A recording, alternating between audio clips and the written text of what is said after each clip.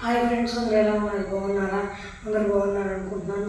మరి ఈరోజు దేవుని వాగ్దానంతో నేను ముందుకు వచ్చాను. ఈరోజు దేవుని వాగ్దానం కీర్తన గ్రంథము 118వ అధ్యాయము 6వ వచనం. యెహోవా నా పక్షమున ఉన్నాడు, నేను భయపడను, మరియు నాకేమి చేయగలరు? మరి ఫ్రెండ్స్, ఈరోజు దేవుని వాగ్దానం మరి ఎలాంటి పరిస్థితుల్లో ఉండి వాగ్దానం చూస్తున్నామో నాకైతే తెలియదు. కానీ మరి ఈరోజు దేవుని వాగ్దానం ద్వారా మరి దేవుడే సెలవిస్తున్నాడు. అంటే మరి ఒక భక్తుడు ఉన్నాడు అనమాట. మరి ఆ భక్తుడు ఏమన్నాడంటే, యెహోవా నా పక్షమున ఉన్నాడు, నేను ఎందుకు భయపడాలి, నన్ను నాకేం చేయగలరు అని అన్నాడు అనమాట. మరి ఈరోజు కూడా మరి మీరు ఎలాంటి పరిస్థితుల్లో ఉండి వాగ్దానం చూస్తున్నారో నాకైతే తెలియదు. కానీ మరి దేవుడు వ్యక్తిని సెలవిస్తున్నాడు. అంటే నా కుమారుడా, నా కుమార్తె నాడు ఆ సమయాన నా సేవకుడి మాట పలికాడు. ఏమనంటే, యెహోవా నా పక్షంలో ఉన్నాడు, నేను భయపడను అని నన్ను స్తుతించాడు, నన్ను నాకేం చేస్తారు అని నన్ను అన్నాడు. నా కుమారుడా, నా కుమార్తె, అయితే నేను తన పక్షాన ఉన్నాను, అయితే నరులు తనకి ఏం చేయలేరు అది తను గ్రహించాడు. నువ్వు కూడా గ్రహించు నా కుమారుడా, నా కుమార్తె, మనుషులు వెంబడి పడవాక వాళ్ళు నీకేం చేయలేరు అని మరి దేవుడు సెలవిస్తున్నాడు. ఫ్రెండ్స్, మరి మీరు ఇబ్బందికరమైన పరిస్థితుల్లో ఉండి వాళ్ళు సహాయం చేస్తారేమో డబ్బులు, ఒకవేళ వాళ్ళు చెబితే ఊరు మొత్తం ఆడుతుంది కాబట్టి టైం మనం పెరుగుతామేమో అని టైం ఇచ్చి ఆలోచన చేస్తున్నారా? ఒకవేళ వాళ్ళకి పలుకుబడి ఉంది అంటే నాకు ఇచ్చేస్తాను, లేకపోతే ఈ సీట్ ఇచ్చేస్తాను అని ఆలోచిస్తూ ఉన్నారా? దేవుడు సెలవిస్తున్నాడు, నన్ను నీకేం చేయలేదు నా కుమారుడా, నా కుమార్తె. అది ఆనాడు నా సేవకుడు గ్రహించాడు. ఈరోజు నువ్వు కూడా గ్రహించి అని సెలవిస్తాను. అలాగే చూస్తాను, దేవుడు నేను పక్షం ఉన్నాను, నువ్వు భయపడదాక. నన్ను ఆ స్కాలర్షిప్ ఇప్పించకుండా మీరు కీడు చేస్తుందా అనుకుంటున్నారేమో, వారిని కీడు చేయలేదు. అది కూడా గుర్తుపెట్టుకో. ఎందుకంటే నేను నీ పక్షాన ఉన్నప్పుడు వారు నీకు కీడైను మేలైను చేయలేరు, నేనే నీకు సహాయం చేసేవాడిని అని మరి దేవుడు సెలవిస్తున్నాడు. ఫ్రెండ్స్, మరి మనుషులను ఆశ్రయించకండి. ఒకవేళ ఆ మనుషులే మీకు మనం ఇబ్బంది పెట్టాలని చూస్తున్నారేమో, అప్పుడు కూడా వాళ్ళకి భయపడరాకండి. ఎందుకంటే దేవుని వాక్యం సెలవిస్తుంది ఏమనంటే, నేను నీ పక్షాన ఉన్నాను. ఎందుకు భయపడుతున్నా? నేను నీ పక్షాన ఉన్నప్పుడు ఎవరిని నేను చేయలేరని మరి దేవుడు సెలవిస్తున్నాడు. ఫ్రెండ్స్, కాబట్టి దేవుని మాట ఆలోచించండి. ఎగ్జాంపుల్గా చూసుకున్నట్లయితే ఆ సమయాన్ని ఎలీషా గారు అన్నమాట. ఆ ఎలీషా గారు ఉన్న ప్రాంతం చుట్టూ సిరియన్లు ఒకసారి అందరూ గుంపుగా కూడి ఎలీషా గారిని చంపేయాలని పంతంతో ఉన్నారు. అయితే ఆ సమయాన ఎలీషా గారు విశ్వాసంతో ఉన్నాడు. అప్పుడు వారి కళ్ళు మూయబడ్డాయి. కానీ ఆ తర్వాత మళ్ళా ఆ కళ్ళు తెరవబడ్డాయి. వారు చంపలేదు కదా, వాళ్ళే నష్టపోయారు తప్ప ఈ ఎలీషా గారు నష్టపోయారు. వాళ్ళే హీన దశలోకి వెళ్ళారు. కానీ ఎలీషా గారు వారిని ప్రేమించాడనమాట. అది దేవుని వాక్యంలో చూసుకున్నట్లయితే ఉంటుందన్నమాట. అది అలాగే మిమ్మల్ని కూడా కీడు చేద్దాం అనుకుంటున్నారా? అన్నాడు. ఎలీషా పక్కన ఉన్న గేహాజీ ఆయన శిష్యుడు ఉనికాడు, అమ్మ వచ్చేసరి నన్ను చంపేస్తారని. కానీ ఎలీషా గారు వణకలేదన్నమాట. అలాగే మిమ్మల్ని బాధలు పెడుతున్నారా, ఎవరైనా హింస పెడుతున్నారా, రేపు మాకు మిమ్మల్ని చంపేస్తామని బెదిరిస్తున్నారా, చంపేసేటట్టు ఉండాలని మీకు పరిస్థితి అర్థమవుతుందా? అది ఒకవేళ నిజమే కావచ్చేమో, వారికి మీద అధికారం ఉందేమో, వారు మిమ్మల్ని చంపేయచ్చేమో అన్నట్లుండి దేవుని పరిస్థితి.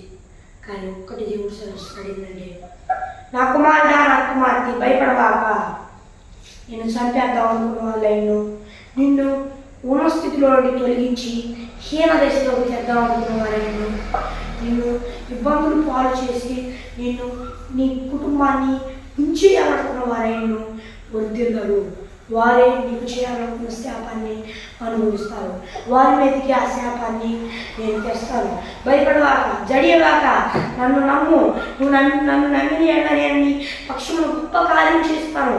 నరులు నీకేమి చేయగలరు? నిన్నేమి చేయలేరు, నిన్ను కదల్చలేరు. పైగా వారు నిన్ను శ్రమ పెట్టడం కూడా ఇంకా నీకు ఆశీర్వాదకరం. ఎందుకంటే ఆ శ్రమ నీకు రావడం వలన ఇంకా నా యొక్క భయభక్తులు కలిగి ఉంటావు. నిన్ను ఉన్న స్థితిలో ఇంకా పైకి కానీ తగ్గవు. అలాగే నేను నీకు ఇచ్చాను. నీ చుట్టూ ఉన్న వారు కూడా నిన్ను బట్టి కోపం బట్టి ఆశీర్వదింపబడతావు. నీ కుటుంబం ఆశీర్వదింపబడింది నిన్ను బట్టి. నువ్వు హెచ్చింపబడతావు.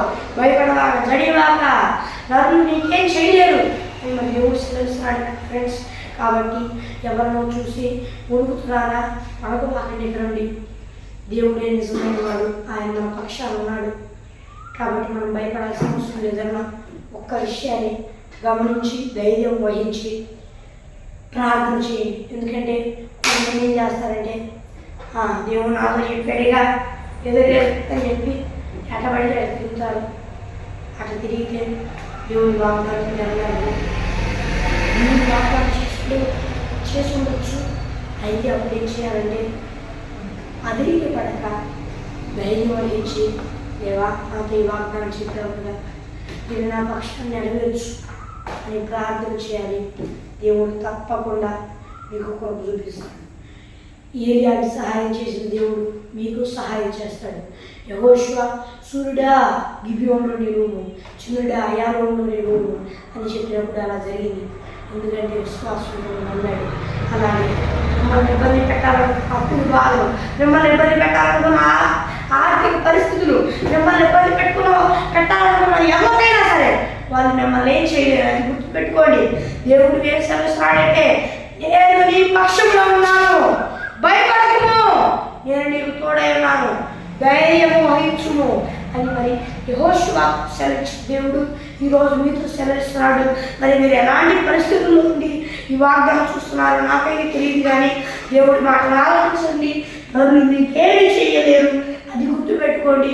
ఒకవేళ నరులు పరిగెత్తుతున్నారేమో మీరు, సార్ సార్ సార్ ఇంకా డబ్బులు తీసుకోండి, ఇదిగోండి పాములో చెప్పండి, అది అది ఇది మాకు ఇది అని అడుగుతున్నారా?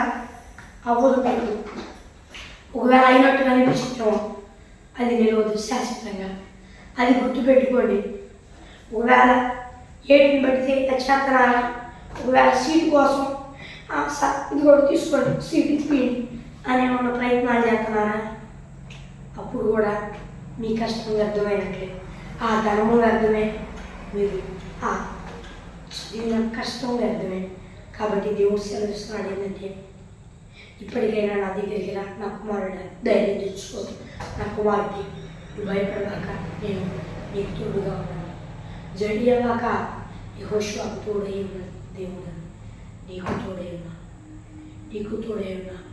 నా కుమారుడా నీకు తోడై ఉన్నా. ఎందుకు జడుస్తున్నావు? ఎందుకు భయపడుతున్నావు? నేను నీకు సహాయం చేసాను.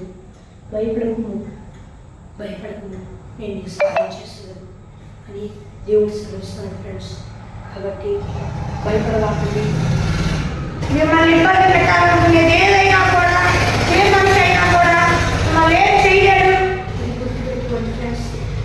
ఫ్రెండ్స్లో దేవుని వాగ్దానం, దేవుడి మాటలు ఆశీర్వదించుదాకా వచ్చిన ప్రార్థన చేసుకున్నాం. పరలోకమందు దేవా, బిడ్డలతో సూటిగా స్పష్టంగా మాట్లాడినందుకు స్తోత్రాలయ్యా. యేసయ్యా నాయన, ఈ బిడ్డలందరూ ఈ లోకంలో వారందరూ నేను నమ్ముకుని మార్పును చూపించాలను పొందుకొని బాప్తిసం తీసుకొని రక్షణ పొందుకొని నీ ఆత్మ అభిషేకం పొందుకోవడానికి సాయం చేయ, నీవే సాయం చేయ. యేసు నామములో అడుగుచున్నాను, నా విఫలమున్న నా పొందగలను. మరి ఫ్రెండ్స్ ఈరోజు దేవుని వాగ్దానం మరి మీ ప్రార్థన అవసరం వరకు ఇక్కడ కనిపిస్తున్నా +91 63 05 96 0 అనే నెంబర్కి కాల్ చేయండి. మరి ఒకసారి +91 6305 9600 అనే నెంబర్కి కాల్ చేయండి. మరి దేవుని వాగ్దానంతో వికృతం అందువల్ల దేవుని కృపాశిస్సులు మనందరికీ తోడే నడిపించుగాక. ఆమేన్. Praise the lord.